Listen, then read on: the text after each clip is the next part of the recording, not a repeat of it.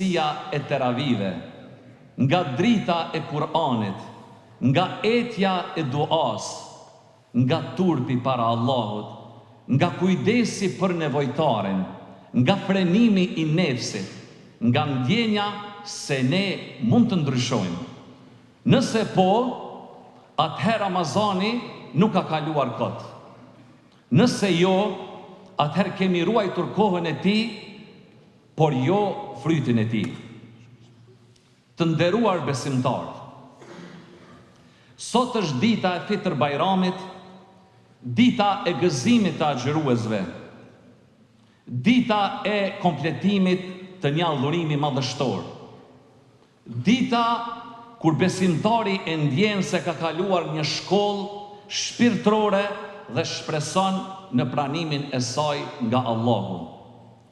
Fitr Bajrami nuk është vetëm gëzim sentimental, ai është gëzim me bazë teologjike, morale dhe shpirtërore. Është gëzimi i një njeriu që bëri përpjekje për Allahun. Është gëzimi i një zemre që shpreson në pranim. Është gëzimi i një shpirti që ndjen aromën e mëshirës hyjnore. Gëzimin e parë e kemi përjetuar çdo mbrëmje të Ramazanit. Sot, në ditën e Bajramit, ai gëzim merr formë kolektive. Ndërsa gëzimi i dytë është ai i takimit me Allahun.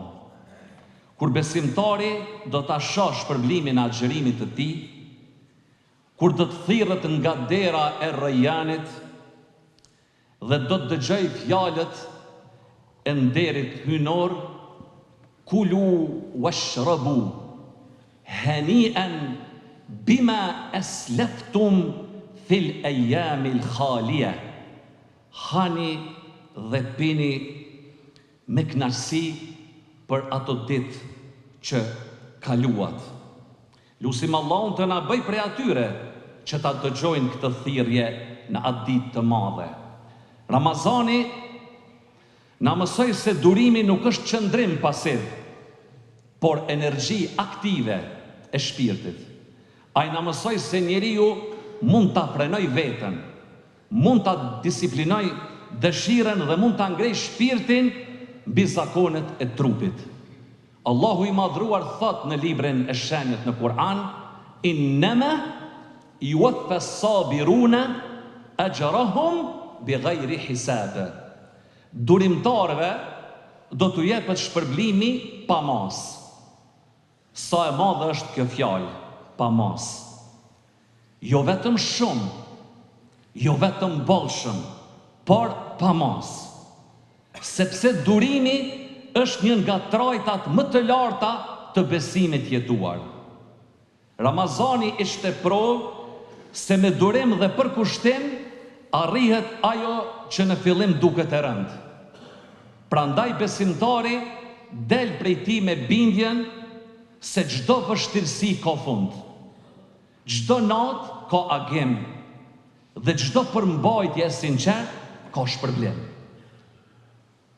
Një nga gabimet më të mëdha që mund të bëjë njeriu është ta kufizojë afërsinë me Allahun vetëm në Ramazan. Ramazani nuk erdhi për të krijuar devotshmëri sezonale, por për ta riformuar jetën. Ai nuk erdhi për të bërë njeriu të mirë vetëm një muaj, por për t'ia dëshmuar se mund të jetoj me Allahun gjatë tërë vitit. Lidhja me Allahun nuk duhet të shuhet pas Bajramit, por kundrazi ajo duhet të forcohet, sepse ajo është burimi i qetësisë, i rezistencës dhe i kuptimit të jetës. Pa këtë lidhje, njeriu rënohet edhe kur ka komoditet. Me këtë lidhje, njeriu qëndron edhe kur sprovohet. Allahu i madhruar thot në Kur'an, wa man yu'min billahi yahdi qalbah. Kush i beson Allahut, ai ja udhëzon zemrën e tij. Të dashur besimtar, pyetja më e rëndësishme që duhet ta shtrojmë sot është: çfarë do të mbetet nga Ramazani në jetën tonë? Allahu i madhruar thot në librin e shenjtë: "Wa'bud rabbaka hatta ya'tiyaka al-yaqin." Adhuroje Zotin tënd derisa të vi vdekja. Ky ajet na mëson se adhurimi nuk është i kufizuar vetëm një muaj. Ramazani është një stacion në rrugtimin e gjatë të jetës së besimtarit. Lusim Allahun e madhruar ta pranoj agjërimin ton, namazin ton, lutjet tona, sadakat tona dhe çdo vepër të mirë që kemi bërë gjatë këtij muaji të bekuar. Dhe të na bëj prej atyre që e vazhdojnë në rrugën e devotshmërisë edhe pas Ramazanit. Amin. Wa akhiru da'wana anil hamdulillahi rabbil alamin. La yukallifu Allahu nafsan illa wus'aha.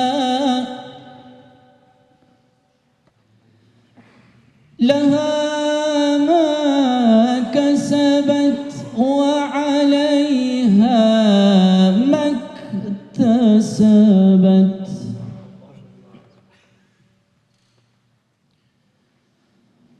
ربنا لا تؤاخذنا